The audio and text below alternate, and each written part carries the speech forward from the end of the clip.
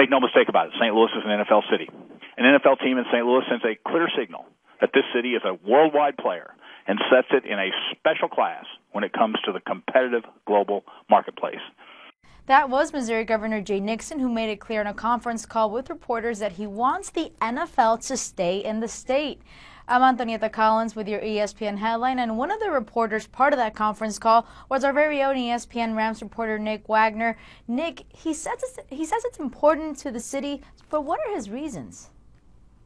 Well, obviously, the NFL is kind of a valuable commodity, and you look at the value of the teams, even the Rams, who are one of the least valuable teams in the league, valued at nearly $1 billion. There's a lot of economic value to having the team in the region, and there's only 32 of these teams in the world. And I think that when you have the most valuable sports league in the world in the NFL here, and you have only 32 of those teams available, obviously you want to have those in your region. And Missouri being one of the few states in the country that actually has two teams right now with the Chiefs and the Rams, that's an even added advantage in terms of bringing in economic dollars and pumping money into the region. All right, if the Rams want to move back to Los Angeles or anywhere else for the 2015 season, they have to notify the league of their intent by February 15th. What's the likelihood that the Rams do play in St. Louis next year?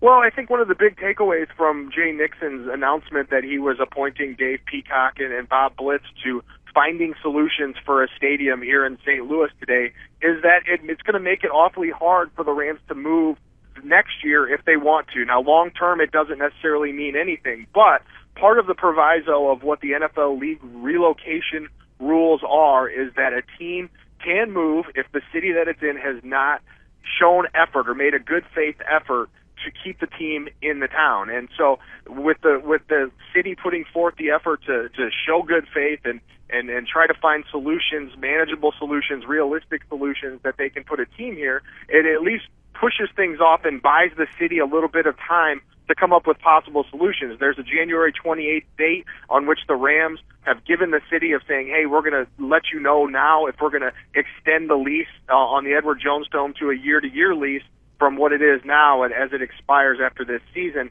And so they'll know by then whether if they're going to stick around beyond this year. But it's going to be awfully hard to turn things around if the city continues to show a good faith effort to keep the team. Once again, ESPN Rams reporter Nick Wagoner with the very latest. Thanks, Nick. Thank you. For more on this story, you can read about it right here on an NFL page on ESPN.com.